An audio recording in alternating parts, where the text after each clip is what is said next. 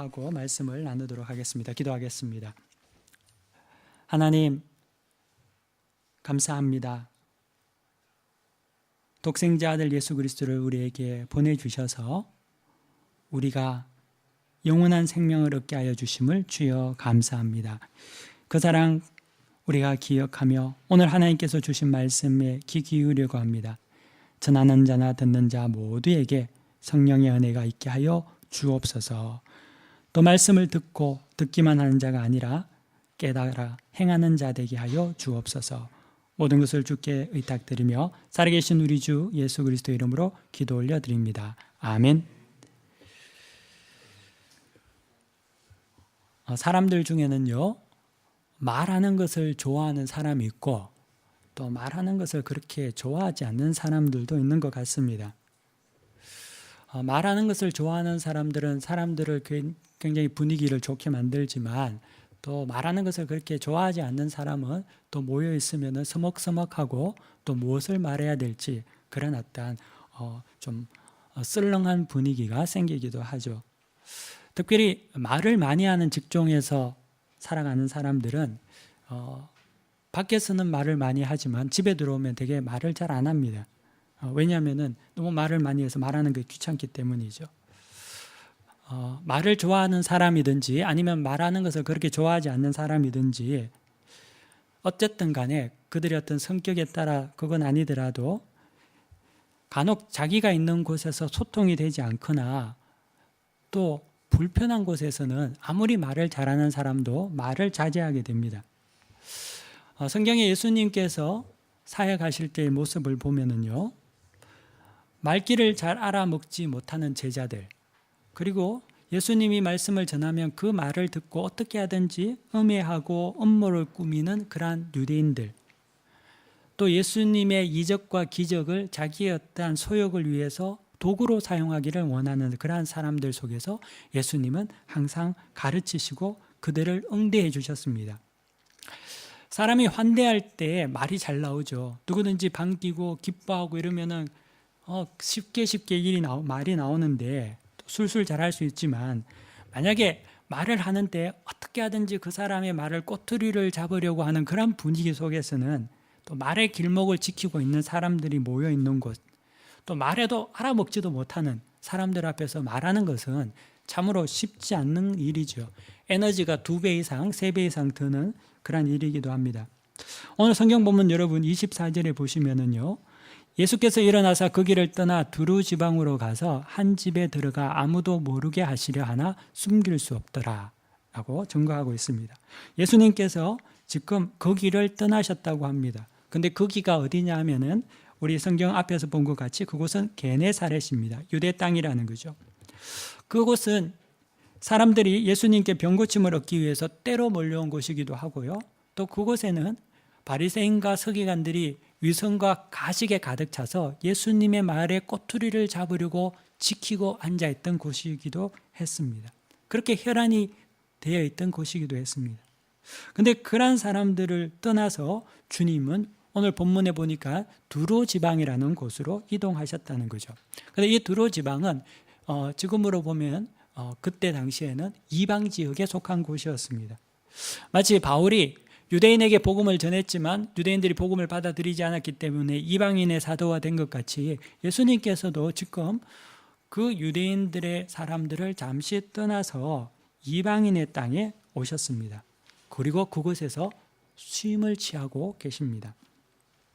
여러분, 우리 신앙이라는 삶은요, 기계화된 삶이 아닙니다. 신앙의 삶은 마치 컨베이어 벨트와 같이 끊임없이 쉼이 없이 계속 돌아가는 그런 삶이 아니라는 거죠. 신앙은 영적인 전투입니다. 영혼의 싸움이라는 거죠. 세상의 논리와 성경의 논리가 부딪히는 곳에 우리는 살아가고 있습니다. 여러분, 전쟁을 할 때 군인들이 쉼이 없이 24시간 전쟁하지 못합니다. 먼저 적진에 전진해서 들어갔다가 후방의 군대가 준비가 되면 전진한 부대는 다시 빠지고 후방 부대가 들어갑니다. 계속 이렇게 로테이션이 되어야지만이 전쟁을 치를 수 있는 거죠. 들어간 부대가 죽을 때까지 거기에 있지 않는다는 거죠. 특별한 사연이 없을 때는요. 마찬가지로 우리의 신앙의 영적인 삶에도 쉼이 필요하다는 거죠. 근데 이 쉼이라는 것은 그냥 나태나 게으름을 말하지 않습니다. 우리는 쉰다고 하면은 그냥 빈둥빈둥 자리에 누워가지고 시간을 때우는 것, 그냥 뭐 TV 보고 그냥 쉬는 것, 이것이 쉼이라고 생각하지만 이 쉼이라는 것은 그것을 말하는 것이 아니고요. 성도의 쉼은 내가 지금 둘러싸여져 있는 모든 환경과 상황 속에서 잠시 나와서 하나님과 교제하며 하나님께서 나에게 주시는 은혜를 다시금 체험함으로 회복되는 것을 쉼이라고 말합니다. 주님께서는 날마다 새벽 미명에 하나님과 기도함으로 말미암아 자신의 회복을 이루어 갔다는 거죠. 치열한 전쟁터와 같은 이 공생의 현장에서 주님은 날마다 사람과 거리를 두십니다.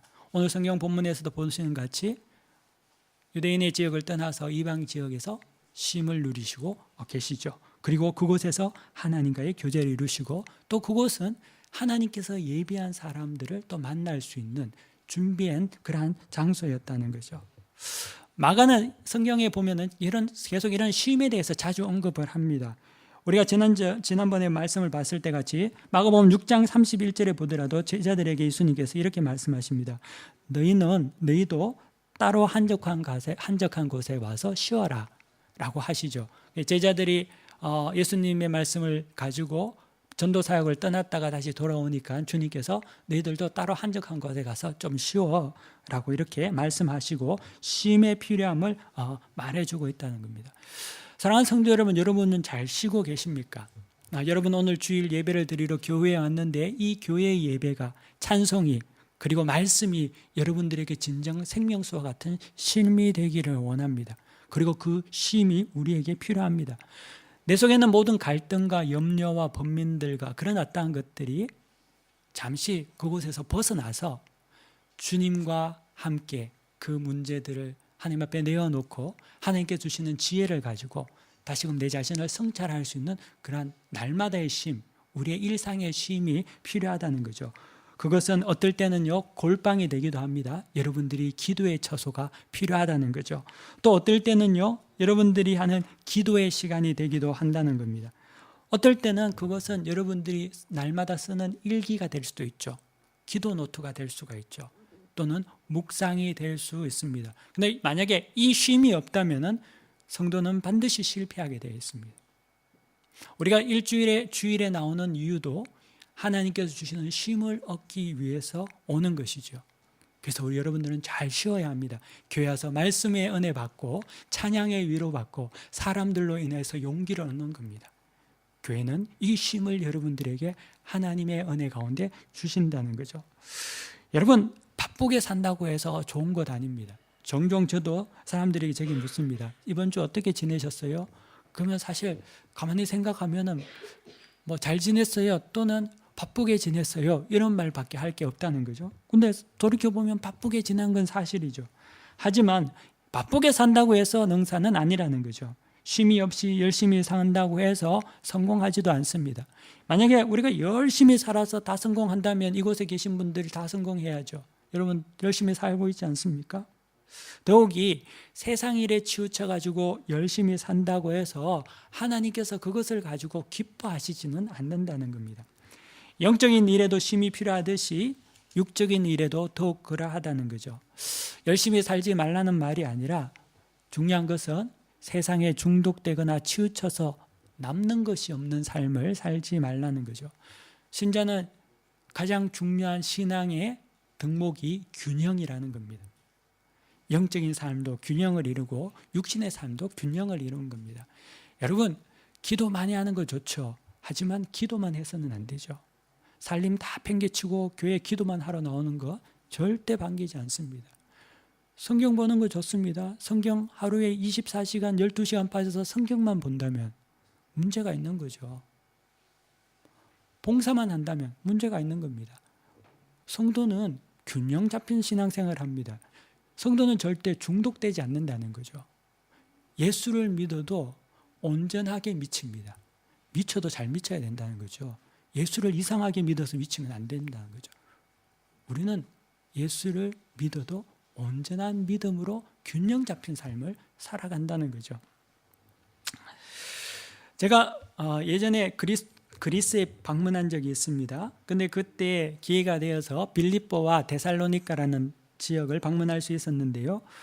그곳에 가면서 차를 타고 가는 길이 되게 아름다웠습니다. 지중해 어떤 연안 해변가를 해변도로를 따라서 가는데 차를 타고 가면서 참 아름답구나라는 그런 어떤 생각이 들었습니다. 근데 사실 그 길이 2000년 전 바울이 선교 여행을 할 때 다녔던 그 길과 동일하다고 합니다. 그 당시의 도로망이 지금도 물론 복구되어서 변화가 되었겠지만 그때의 도로망을 여전히 사용하고 있다는 거죠.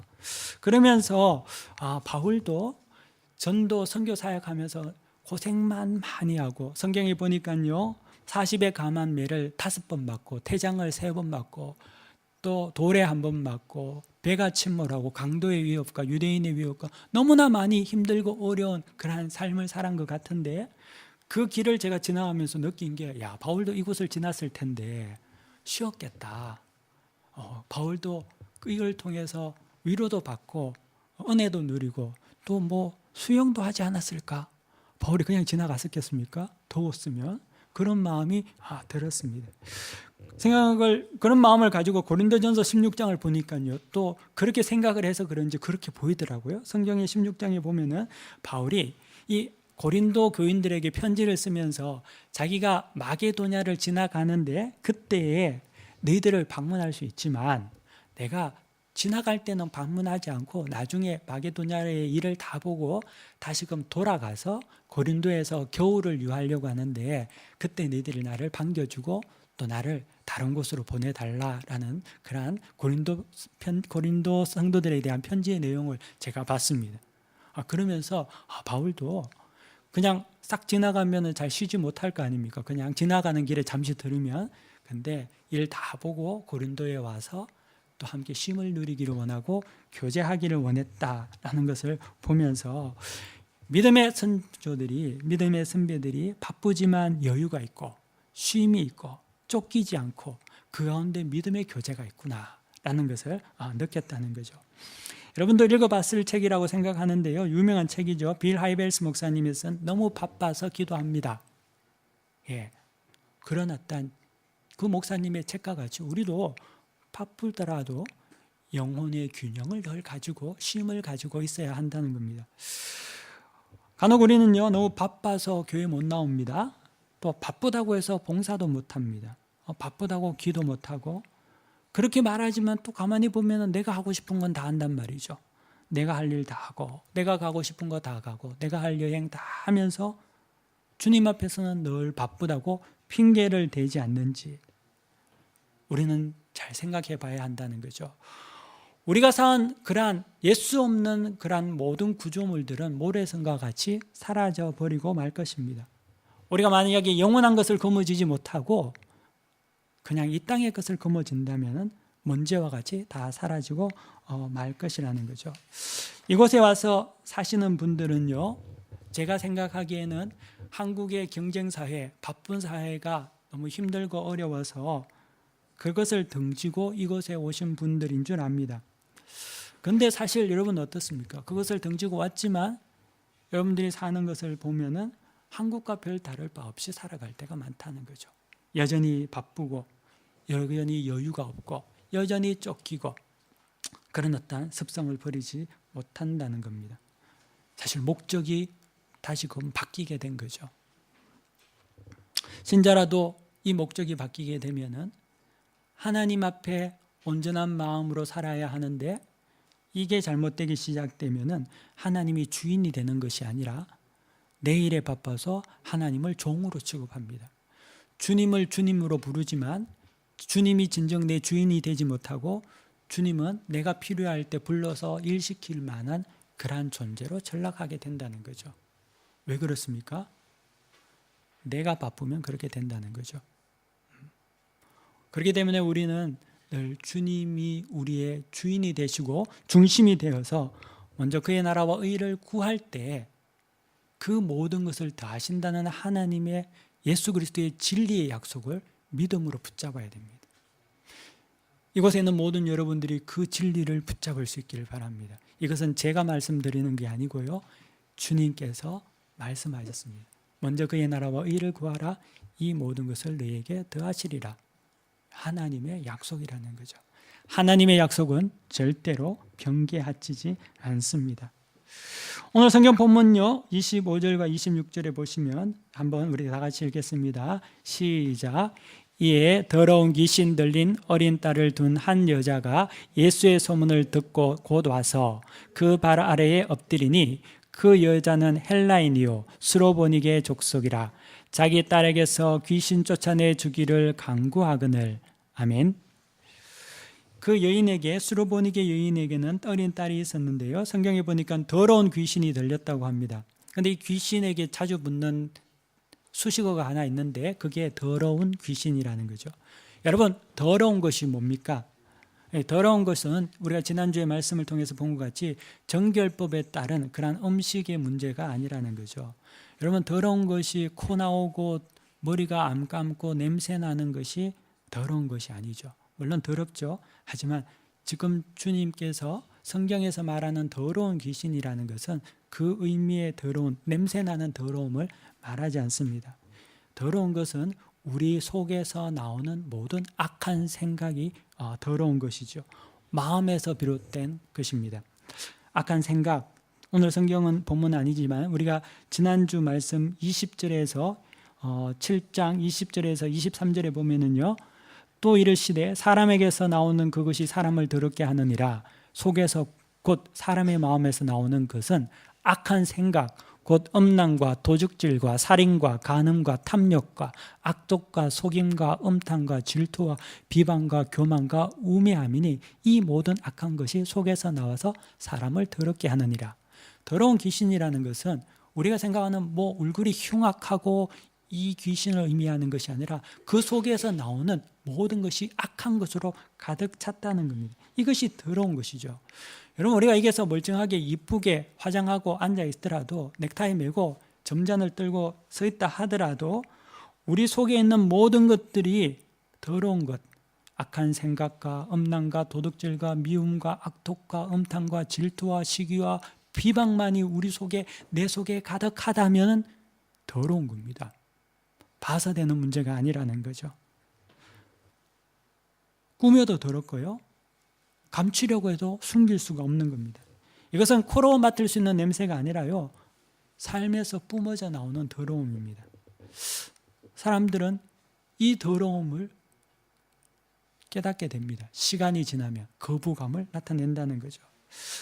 오늘 본문의 어린 딸 여자아이도 이 그라사 과인과 같이 귀신이 들렸는데요, 아마도 그 아이가 뭐 무서운 어떤 괴기적인 어떤 얼굴을 가졌을 수도 있겠지만 한편으로는 그가 하는 모든 행동이 더러운 것이었습니다.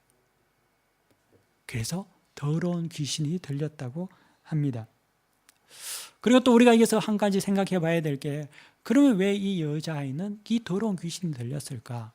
이것은 지난번 우리 그라사 광인의 모습을 본다 하더라도 그것이 영적인 환경이 이방 세계, 하나님을 알지 못하는 세계였다는 것을 우리가 다시금 볼 수 있다는 거죠.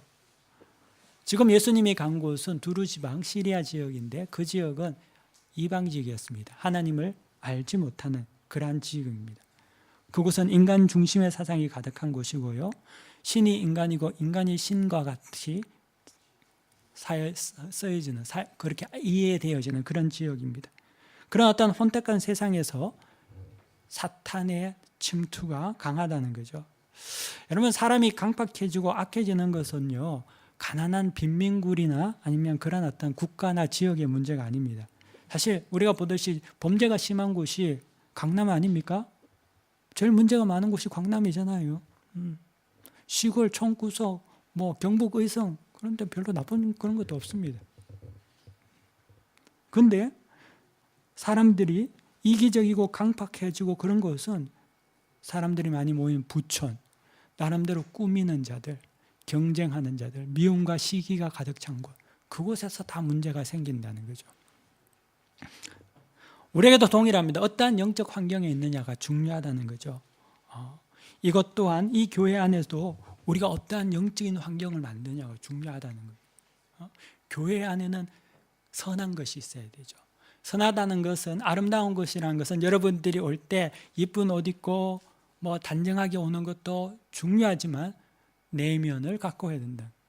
내 속을 정결케 해야 된다. 미움이 생길 때 예수님의 이름으로 녹이고, 그리고 분노가 생길 때 주의 은혜로 인내하고, 이게 거룩하고 선한 거죠. 그런 영적인 환경 속에 있을 때만이 악한 사탄 마귀도 틈타지 못합니다. 저는 여러분들이 이 교회에서 은혜로운 교회를 만드시기를 바랍니다.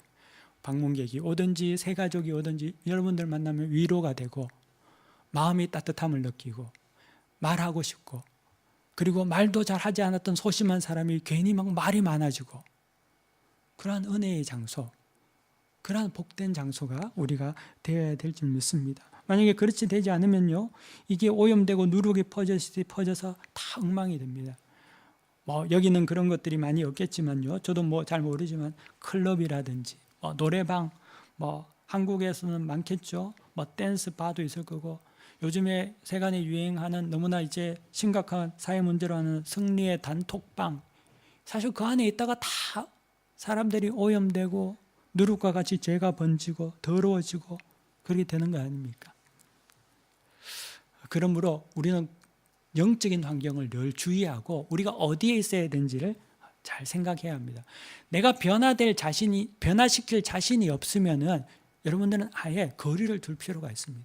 내가 약할 때에 그게 들어가 있으면 안 된다는 거죠. 우리가 세상에 살면서 세상을 등지고는 살 수 없죠. 여러분들이 세상 살아가면서 어떻게 예수 믿는 사람만 만나겠습니까? 여러분들이 만나는 사람들은 다 불신자든지 비신자든지 그런 사람들을 만나지 않습니까? 하지만 우리가 그걸 떠나서 살 수는 없지만, 하지만 그것을 필터링할 수는 있어야 된다는 거죠. 맨날 삼투압 작용이 돼서 세상 사람들이 하는 모든 것을 따라하고 그것에서 물드는 것이 아니라 어떤 것을 필터링하고 어떤 것을 정죄하고 어떻게 살아가야 하는지, 영혼을 파괴하는 사탄의 모든 것들을 색출할 수 있는 그러한 영혼의 장치가 작동되어야 한다는 거죠. 그것은 예수 안에 있을 때 말씀을 통해서 여러분들이 알 수 있습니다. 또한 믿음의 교제를 통해서 우리는 용기를 얻을 수 있다는 겁니다. 더 나아가서 이 모든 것들을 예수 없이 하려는 사람들도 있습니다. 예를 들면 마음의 평안을 누리기 위해서 참선이나 또는 소위 말하는 고행이나 이런 수고와 노력으로 평안을 누리려고 합니다. 하지만 그것도 불가능하다는 거죠. 어린아이를 예를 들자면요, 어린아이가 평안을 누릴 수 있는 것은 지가 노력을 하려고 하는 것이 아니라 든든한 아버지 옆에 있으면 누리는 것 아닙니까? 아버지가 옆에 있으면 친구가 해코지를 하더라도 우리 아빠가 다 막아주고, 필요한 거 있으면 아빠가 다 채워주지 않습니까? 우리도 동일하다는 거죠. 우리가 의를 누리고 우리가 평안을 누리는 것이 아니라 주 안에 있을 때, 하나님 손 안에 있을 때 우리는 이를 누릴 수 있다는 거죠. 예수님께서는 이 수로보니게 여인을 만났습니다. 근데 이 여인은 성경에 보니까요, 헬라인이며 또 수로보니게 족속이라고 합니다. 이 당시에 이 헬라인이라는 것은요, 그 당시 유대가 이제 헬라 문명의 지배를 받았고 로마의 지배를 받았기 때문에 유대인을 지배하는 지배층에 속하는 여자입니다. 그녀는 갑이죠. 어떻게 보면 예수님은 유대인이었기 때문에 을에 속합니다. 그런데 그 갑인 여인이 어린 젊은 청년에게 무릎을 꿇습니다. 그리고 이에서 수로보니게라고 할 때 수로라는 말은 시리아를 말합니다. 그리고 보니게라는 것은, 보니게라는 도시인데 이 말은 페니키아라는 의문에서 나온 말입니다. 그래서 페니키아는 우리가 예전에 학교에서 배운 같이 철기 문명이 시작된 곳 아닙니까? 그러니까 이 여인의 배경에는 사실 그냥 쉽게 볼 수 있는 그런 어떤 여인이 아니라 나름 지배층의 어떤 여인으로, 낮은 신분이 아닌 여인입니다. 그래서 우리가 지난번에 회당장 야이로와 같이 이 여인도 그런 어떤 분류의 여인이었을 거라고 볼 수 있습니다. 그런데 그녀가 이렇게 말합니다. 주님께 내 딸에게서 귀신을 내어 쫓아 주십시오. 이렇게 말하고 있습니다. 근데 이 말씀을 보면서 주님이 이 여인에게 어떻게 대답하시냐면요, 어떻게 보면 너무나 매몰차게 말한다는데 마음이 아프다는 거죠. 주님께서 이렇게 말씀하십니다. 26절 한번 보십시오. 자기 딸에게서 귀신을 쫓아내 주시기를 간구하거늘 27절 예수께서 이르시되 주님 말씀하십니다. 자녀로 먼저 배불리 먹게 할지니 자녀의 떡을 취하여 개들에게 던짐이 마땅치 아니하니라. 주님이 그 여인에 대해서 말할 때 개들에게 주는 것이 마땅치 않다고 합니다. 그 여인을 개라고 이야기한다는, 개에 비유해서 말하고 계신다는 거죠.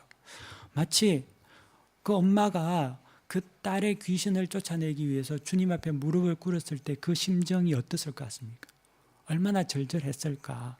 그런데 주님은 그 여인의 심장을 도려내는 그 같이 아프게 아주 매섭게 없이 이기면서 말씀하신다는 거죠. 왜 주님 그러셨을까? 지금 주님도 이 게네사렛, 소위 말하는 유대 땅에서 사람들이 주님을 멸시하고 주님의 말씀에 책을 잡으려고 지키고 있고, 그것을 주님이 잠시 떠나서 이곳에 오시지 않았습니까? 그러면 주님의 마음이 제 같으면은 그래? 나도 얼마나 힘들었는데 너도 보니까 나하고 비슷한 분류구나.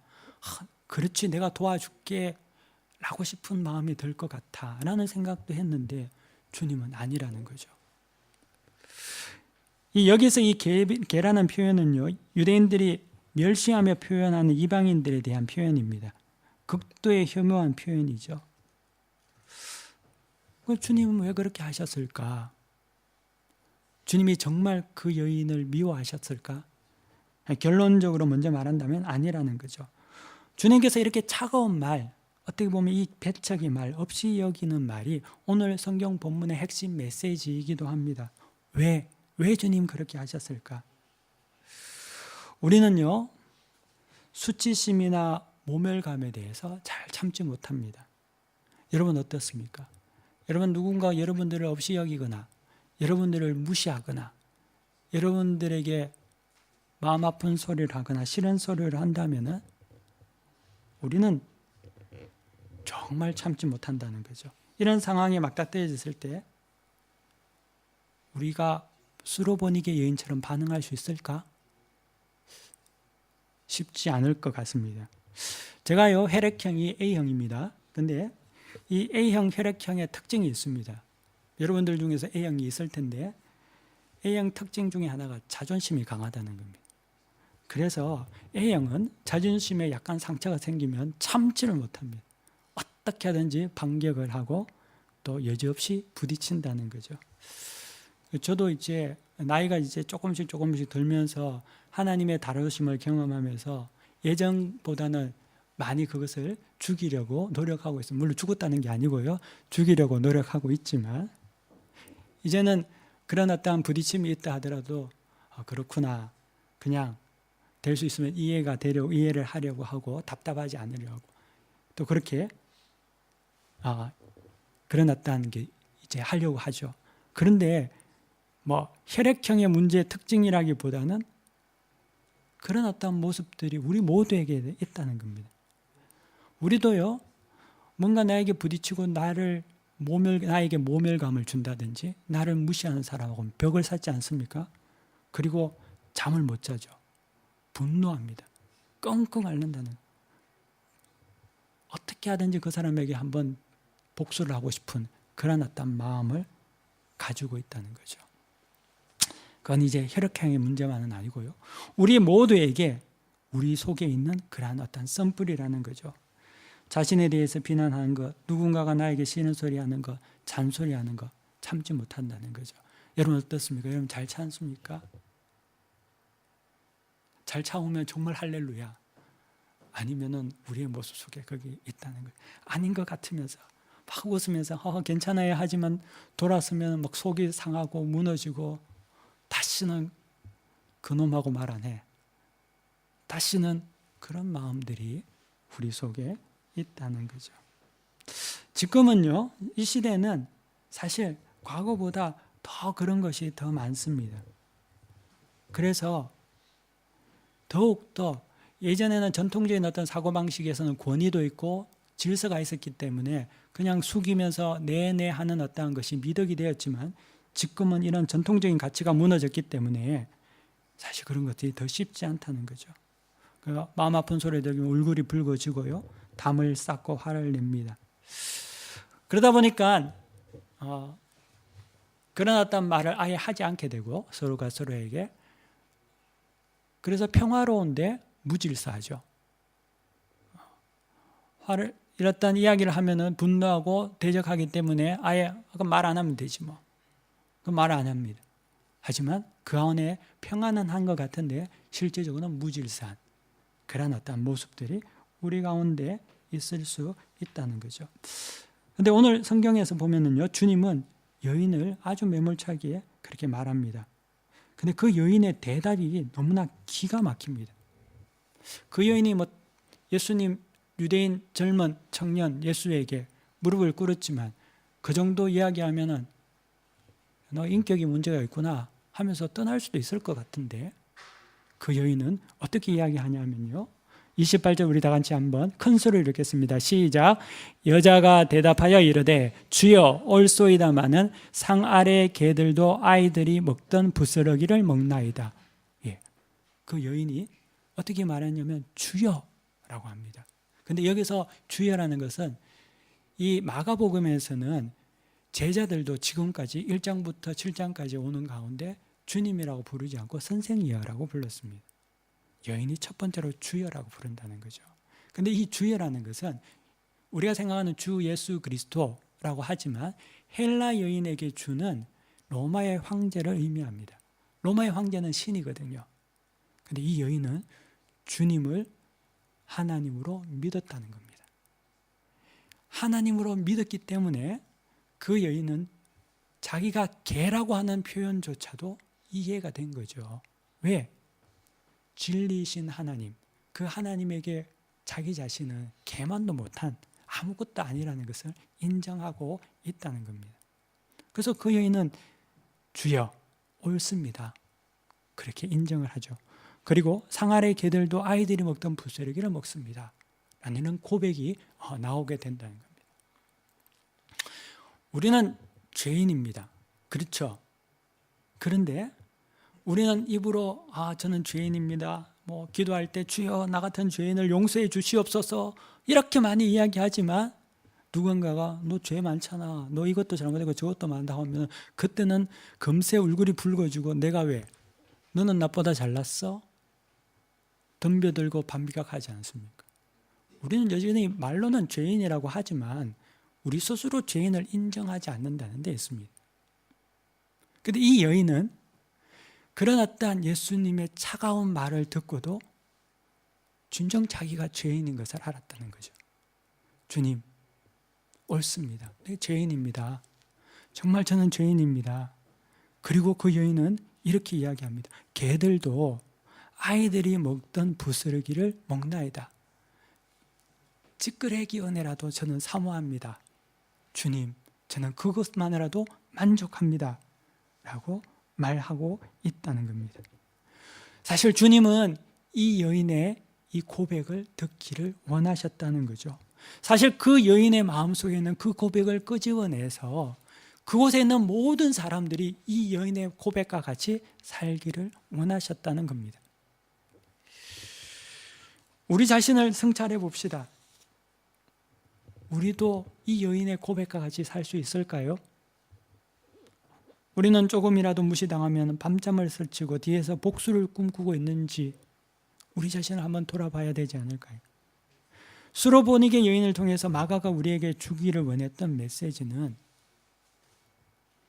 첫째는 예수님께서 복음이 여러분의 마음을 아프게 하고 여러분의 죄를 밝히 보이고 여러분의 자존심을 무너뜨린다 하더라도 여러분이 주님을 의지하며 살아갈 수 있겠느냐를 묻는다는 거죠.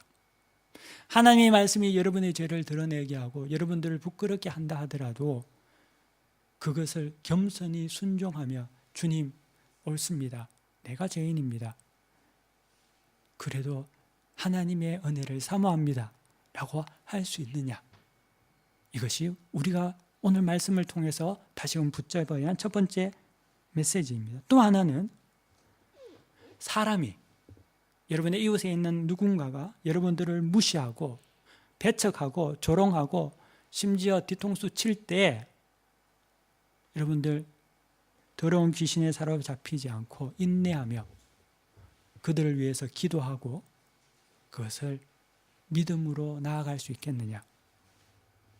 여러분 그렇게 할 수 있겠습니까? 주님은 오늘 성경은 이 수로보니게 여인의 시험을 통해서 우리가 어떻게 믿음을 가지며 이 땅에 살아가야 할 것인지를 보여주고 있습니다. 그 여인은 주님의 시험에 통과했습니다. 주님은 아셨죠? 그 여인이 이 시험을 통과할 거라는 것을 알았습니다. 그 여인은 진정 주님이 하나님인 것을 믿었습니다. 그리고 사랑하고 있었다는 것을 주님은 아셨습니다. 그리고 그녀는 겸손히 고백했습니다. 그때 주님은 그 여인에게 이렇게 말씀하십니다. 예수께서 이르시되 이 말을 하였으니 돌아가라 귀신이 내 딸에게서 나갔느니라. 믿음의 놀라운 역사가 이루어지게 된 것이죠. 사랑하는 성도 여러분, 오늘 종려주일입니다. 주님께서 예루살렘에 입성하셨을 때 주님은 겸손히 나귀를 타고 오셨습니다. 주님은 왕으로 오셨지만 그의 모습은 백마가 아니라 겸손히 나귀를 타고 오셨습니다. 주님은 예루살렘에 입성하신 후에 멸시와 무시와 천대와 모욕을 당하셨습니다. 수르보니게 여인의 모습 속에도 주님의 모습이 투영되어 나타납니다. 하지만 주님은 그 모든 것을 인내하시고 십자가에 지셨습니다. 수로보니게 여인도 그 멸시 속에 어쩌면 차원 말 속에 주님을 의지함으로 딸의 고침을 얻었다는 거죠. 우리도 하나님의 자녀 아닙니까? 권세를 입은 자녀들입니다. 여러분들은 이미 하나님의 왕권을 받은 제사장과 같은 자들입니다. 여러분이 가진 권세, 하나님께 주신 그 놀라운 은혜는 누구도 빼앗아 갈 수 없습니다. 하지만 그 권세와 종기는 내 성질대로 막 휘두르는 것이 아니라 겸손으로 잘 사용하시는 거죠. 여러분 듣기 싫은 소리가 있다 하더라도 귀를 막고 소리를 지르는 악을 지르는 자가 되지 말고 이 수로보니게 여인과 같은 그러한 모범을 우리가 따르기를 원합니다. 여러분 십자가 뒤에 부활이 있고요. 죽음 이후에 영예가 있는 겁니다. 이 모든 진리를 여러분들이 소유해서 승리하시는 모두가 되시기를 간절히 축원합니다. 기도하겠습니다. 하나님 감사합니다. 오늘 수로보니게 여인을 통해서 하나님께서 우리에게 주신 말씀을 다시금 마음에 새기게 하여 주옵소서. 하나님, 우리 또한 우리 자신에 대해서는 죽고 예수 그리스도에 대해서 살게 하여 주옵소서. 오늘 말씀을 우리가 마음속에 새기며 또 순종하는 우리 모두가 되게 하나님 은혜를 다하여 주옵소서. 예수 그리스도 이름으로 간절히 기도 올려드립니다. 아멘. 다음